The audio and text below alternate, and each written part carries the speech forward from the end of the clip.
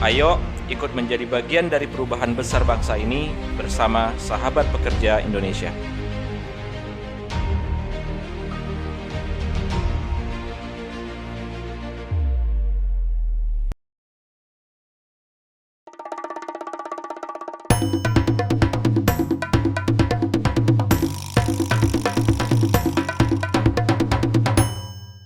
Assalamualaikum warahmatullahi ta'ala wabarakatuh. Salam sejahtera buat kita semua.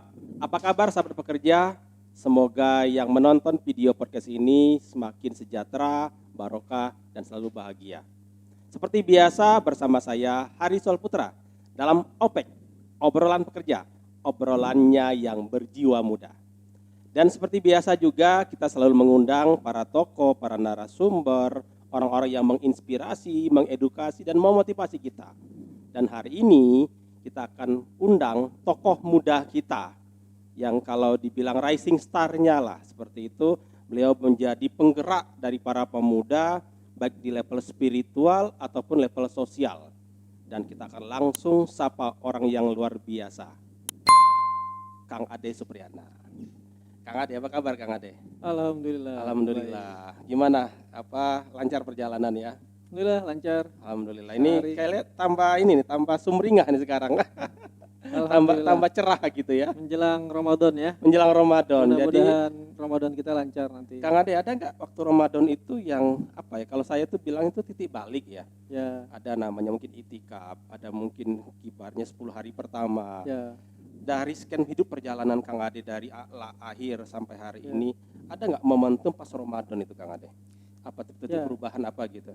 Di setiap 10 akhir Ramadan kan kita anak-anak dulu di masjid kan. Biasa kita 10 hari itu memang tidak pulang. Anak-anak yang di sela-sela itu memang ada pembina-pembina kita lah ya. Kita masih remaja. Dan di situ ada semacam sentuhan-sentuhan spiritual yang membuat kita memang titik balik sih enggak ya, karena ya waktu itu masih kecil ya. Cuman memang titik di mana kita harus meluruskan orientasi hidup lah ya. Oh, gitu. Oke. Jadi Ramadan itu semacam madrasah untuk memahami orientasi hidup. Iya, betul. Jadi ya di situ kita di 10 hari kan memang waktu itu sekolah juga sudah libur, terus aktivitas juga tidak banyak, ya kita berpusat di masjid. Dari mulai beritikaf, beribadah, kemudian juga ngebantu pelaksanaan zakat, itu kan sampai persiapan sholat Idul Fitri. Nah di sela-sela itu memang kita ada waktu-waktu berkumpul bersama pembina kita, kan pembina remaja masjid. Itu berapa orang kalau boleh tahu waktu kumpul yang ngeriung-ngeriung seperti itu? 10-12 orang. 10-12 orang ya. Gitu. Nah di situ kita mendapat sentuhan-sentuhan rohani lah ya, spiritual, agar kita juga bisa tidak hanya berhasil, harus di dua-duanya, berhasil di dunia juga berhasil di akhirat lah. Nah itu yang membekas sampai sekarang. Dan memang sentuhan-sentuhan di masa muda itu harus terus diperbanyak ya di seluruh ruang, ada di fasilitas ibadah atau di fasilitas pembelajaran dan lain-lain, sehingga pengingatan di masa kecil itu insya Allah akan membekas seterusnya ke depan gitu. Itu kelas berapa Kang Ade waktu SMA? SMA ya? Ya, SMA. Gitu. Ada tokoh atau mungkin ustadz idola atau siapa gitu yang kan gini, setiap orang itu pasti ada mentor. Entah dia kenal atau entah lewat buku. Tapi kan tadi Kang Ade bilang cerita mungkin bukan titik balik sih, tapi ibaratnya adalah pencerahan. Pencerahan. Itu apa sih yang diajarkan pada saat itu? Ya, memang yang membuka istilahnya wawasan lah anak-anak muda di komplek rumah pada waktu itu. Ada seorang senior kita di atas, dia sudah mahasiswa, dan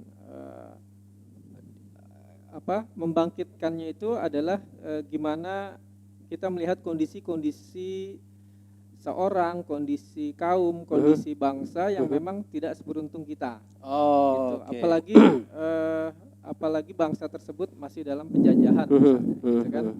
Apalagi bangsa tersebut masih dalam keadaan penindasan negara lain, itu yang apalagi juga bangsa tersebut mendapat semacam kezoliman sampai ke pembunuhan, pembantaian, itu luar biasa, menyentuh emosi kita bahwa ternyata masih ada saudara-saudara kita yang lain di belahan bumi yang lain yang mendapat perlakuan tidak adil, mendapat perlakuan zolim, bahkan di luar batas-batas kemanusiaan. Nah, disitulah kita digugah lah bahwa ayo kita harus mensyukuri apa yang sudah diberikan Allah Subhanahu wa taala, Tuhan yang Maha Kuasa, atas segala nikmat. Jangan sampai nikmat yang begitu banyak kita ingkari dan kita lupa, dan pada satu saat nikmat itu dicabut, bukan tidak mungkin kita bisa mengalami hal yang serupa, gitu. Karena kita tidak menguatkan kapasitas pribadi kita, hubungan kita dengan yang Maha Kuasa, kemudian kita tidak menguatkan kohesivitas lah antar bangsa. Boleh jadi bisa jadi musuh-musuh kemanusiaan itu bisa mencabik-cabik, gitu, seperti yang terjadi di belahan bumi yang lain. Gitu. Artinya kalau kita selama ini aman, tentram, bukan tidak mungkin juga bisa jadi kita akan mengalami hal yang sama. Jika kita tidak mempersiapkan. Betul. Itu yang membuat akhirnya seorang Kang Ade kecil itu melihat, oh iya ya, kalau begitu saya harus berubah. Ya. Ayo ikut menjadi bagian dari perubahan besar bangsa ini bersama Sahabat Pekerja Indonesia.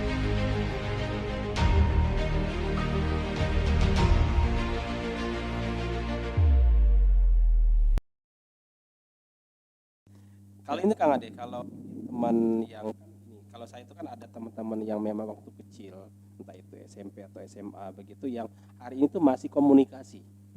Dari 12 orang itu masih ada nggak yang komunikasi? Masih ya? Masih ada. Asik gitu ya? Ya akhirnya kita bisa mengingat masa-masa dulu ketika kita banyak ya seperti anak remaja pada umumnya gitu kan, membuang waktu, kemudian juga melakukan kenakalan-kenakalan remaja yang memang ya tadi kita diingatkan bahwa kadang-kadang harus melihat kondisi yang luar biasa, yang menjadikan dulu, baru kita sadar gitu kan. Karena jangan sampai kejadian atau keadaan itu ada pada diri kita baru kita sadar, terlambat kan.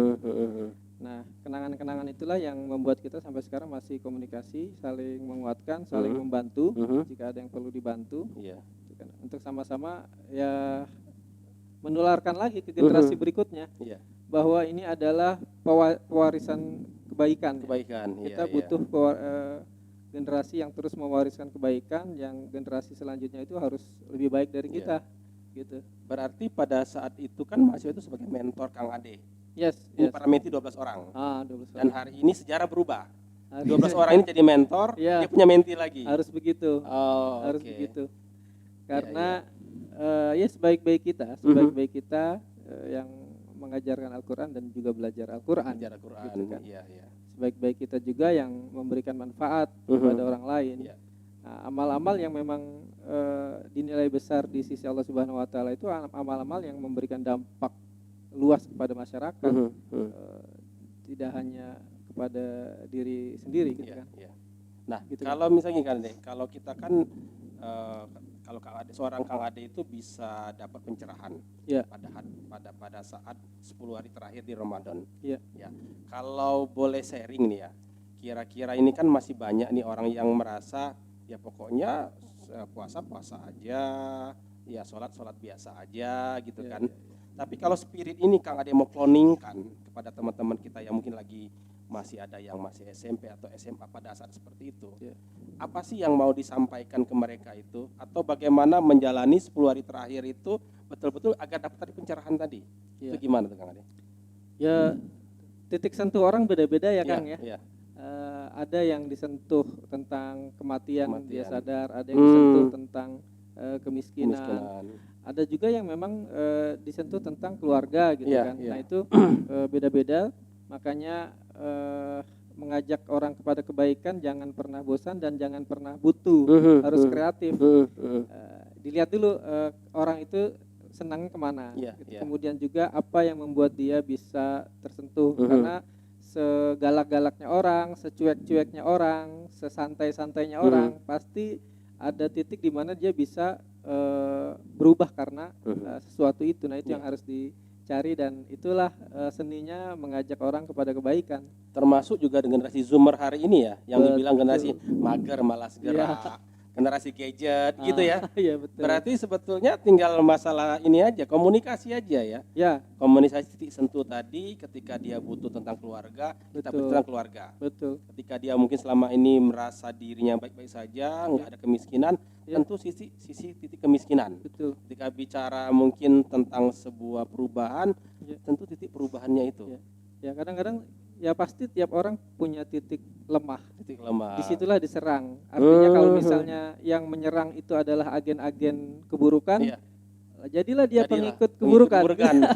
Kalau misalnya yang disentuh titik itu orang-orang baik, jadilah dia agen-agen kebaikan. Nah disitulah dua kutub, dua agen ini saling sampai hari kiamat, sampai dunia ini berakhir pasti akan ada perebutan pengikut. Nah kan gini Kang, kalau kita sendirian itu kita apa ya, kalau istilahnya itu uji nyali ya, kalau sendirian. Tapi kalau kita bersama-sama, berjamaah itu lebih kuat. Betul. Nah biasanya kan begini, setelah lulus dari 10 hari terakhir Ramadan, kita tuh masih kuat tuh. Ilmunya ibaratnya itu kalau mau berantem itu kita sudah siap pakai kuda-kuda.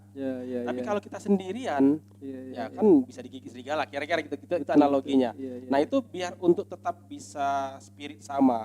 Artinya Ramadan punya spirit A, setelah Ramadan pun spirit A-nya A juga. Itu gimana untuk anak SMA ya? Kita bicara SMA dulu. Ya memang waktu itu kita ada kelompok lah ya, ada kelanjutan, ada follow up gitu ya. Memang ada teman main di situ, kita teman main, teman ngumpul, nongkrong gitu kan. Ketika masing-masing kita tersentuh titik lemahnya tadi, ya akhirnya bisa saling menguatkan, bisa saling mengajak.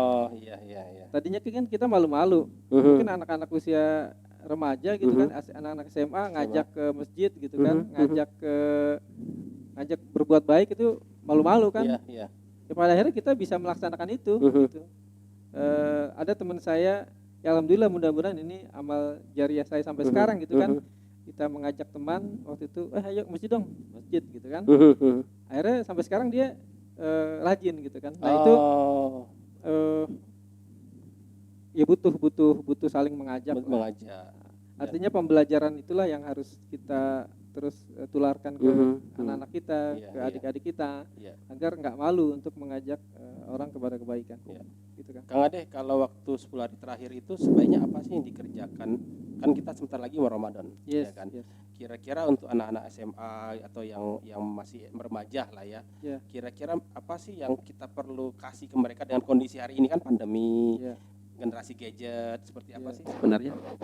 Ya tadi ya, karena titik sentuhnya beda-beda, mungkin anak-anak juga kalau misalnya generasi yang sudah dewasa kan mungkin butuh waktu khusus, suasana khusus untuk dia berkontemplasi, berdua-duaan dengan Sang Pencipta, dengan Allah Subhanahu wa taala. Mungkin anak-anak muda perlu suasana yang lain gitu kan, sesuai dengan karakter dia. Tapi itu semacam outbound gitu atau gimana? Mungkin outbound juga ya, karena suasananya masih mungkin di dalam ada games, ada apa gitu. Tapi itu bisa menyentuh tadi titik lemah sang anak-anak, sang remaja tadi, jadi bisa berubah gitu. Setelah itu mereka bisa melanjutkannya sendiri-sendiri gitu. Berarti tetap ada semacam pengingat. Betul. Kayak juga ada tugas juga gitu. Kadang-kadang kan begini, kan mikir kan, saya hidup di dunia tuh ngapain? Betul. Setelah itu kan ngapain? Itu kan sebenarnya ya itu membangkitkan anak atau remaja untuk bisa berpikir itu nggak mudah juga, Kang. Gitu kan? ketika ditanya hidup mau ngapain ya gitu kan. Ya nggak mudah juga gitu. Artinya kita harus punya muter dulu. Kemudian pertanyaan-pertanyaan pengingat kegiatan-kegiatan baru mereka bisa jawab, harus dipancing gitu. Oke, berarti setelah lulus Ramadan, lulus SMA, Kang Adi akhirnya kuliah. Yes, kuliah. Oke, siap. Sahabat pekerja, ini menarik penjual kita dengan Kang Ade Supriyatna, bagaimana beliau tanda petik tercerahkan lewat 10 hari terakhir di bulan Ramadan, yang itu ada titik sentuhnya. Walaupun kita memiliki titik sentuh berbeda-beda, ada dari sisi kemiskinan, ada dari sisi perubahan dan lain-lain, tetapi pada dasarnya fitrah kita tuh sama. Sama-sama sebagai makhluk dari Sang Pencipta, yang akhirnya kita akan kembali ke alam keabadian tergantung dari amal kita masing-masing. Tetapi ini masih koma, masih ada lanjutannya. Tetap di OPEK, obrolan pekerja bersama saya Hari Solputra setelah pesan-pesan berikut ini.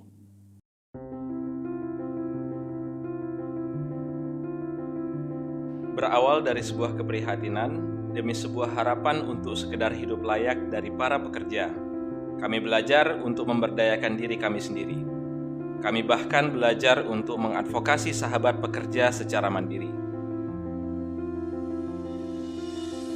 Kami telah memulai kolaborasi proyek teknologi informasi, lokakarya sahabat pekerja, dan expert sharing dengan menghadirkan pekerja profesional di bidangnya. Ayo ikut menjadi bagian dari perubahan besar bangsa ini bersama Sahabat Pekerja Indonesia.